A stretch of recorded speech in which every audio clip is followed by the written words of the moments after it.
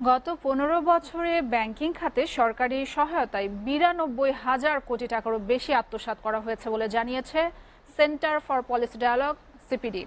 সকালে রাজধানী ধানমন্ডিতে প্রতিষ্ঠানটির কার্যালয়ে ব্যাংকিং খাতে সুশাসন ফিরিয়ে আনতে করণীয় শীর্ষক সেমিনারে একথা জানান সিপিডি নির্বাহী পরিচালক ডক্টর ফাহমিদা খাতুন। তিনি বলেন, ব্যাংকিং খাতে সরকারের পৃষ্ঠপোষকতায় চরম দুর্নীতির ফলে দুর্বল হয়েছে দেশের অর্থনীতি। এর সঙ্গে জড়িতদের শাস্তির দাবি জানিয়ে ডক্টর ফাহমিদা ব্যাংক কমিশন গঠনের সুপারিশ করেন। যেসব ব্যাংক ক্লিনিক্যালি ডেড তাদের মতে দেওয়া উচিত বলেও জানান সিপিডি। সাজ্জাদ জাহানের প্রতিবেদন। বিগত ১৫ বছরে অনিয়ম দুর্নীতিতে যেমন টালমাটাল দেশের নানা খাত, তেমনি অর্থনীতি ও ব্যাংক খাতে নেমেছে ধস। ব্যাংকিং খাতের সুশাসন ফিরিয়ে আনতে করণীয় শীর্ষক ব্রিফিং এর আয়োজন করে সিপিডি। গবেষণালব্ধ প্রতিবেদন তুলে ধরে প্রতিষ্ঠানটির নির্বাহী পরিচালক ডক্টর ফাহমিদা খাতুন বলেন, শুধু ২০২২ সালে এস আলম গ্রুপ ৩০,০০০ কোটি টাকা ঋণ খেলাপি হয়েছে। সেই সাথে ১৫ বছরে ব্যাংকিং খাতে লুটপাট হয়েছে ৯২,০০০ কোটি টাকা।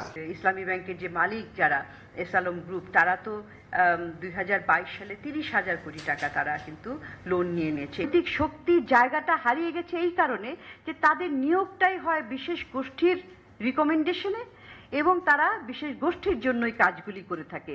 কোর্টের কেস হওয়া, প্রশাসনিকভাবে পদক্ষেপ নেওয়া, সেটা তো আছে, কিন্তু আসলে জনগণের মাধ্যমে, মিডিয়ার মাধ্যমে কিন্তু তাদের একটা শাস্তি হয়ে যায়, সেটা করা উচিত। সরকারের পৃষ্ঠপোষকতায় সংগঠিত অনিয়ম দুর্নীতির সুষ্ঠু বিচারের পাশাপাশি বাংলাদেশ ব্যাংকে স্বায়ত্তশাসন নিশ্চিত করার তাগিদ দেন সিপিডির নির্বাহী পরিচালক।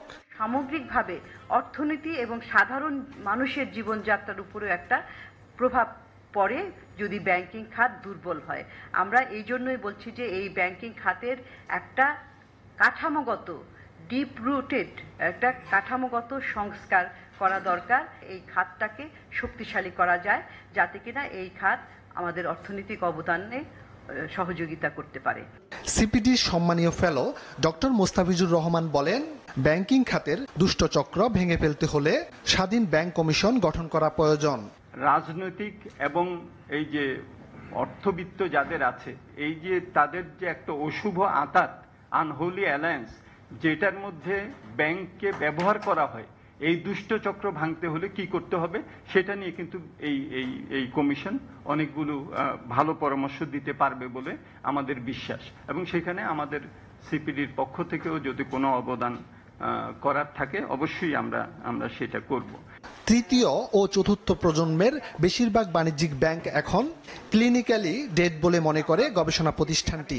সকল ধরনের স্টেক হোল্ডারের অংশগ্রহণের সুযোগ থাকবে, সেই সুযোগগুলোকে ধীরে ধীরে ধীরে ধীরে এগুলোকে ভেঙে দেওয়া হয়েছে। ভেঙে দিয়ে একটি নির্দিষ্ট গ্রুপের কাছে সেগুলোকে কক্ষিগত করা হয়েছে।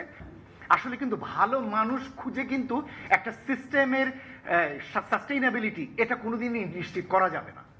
আমরা কিন্তু ভালো প্রতিষ্ঠান চাই এবং প্রতিষ্ঠানের ভিতরে ভালো উন্মুক্ত স্বচ্ছ প্রক্রিয়া দেখতে চাই। সাজ্জাদ জাহান, এসটিভি, ঢাকা।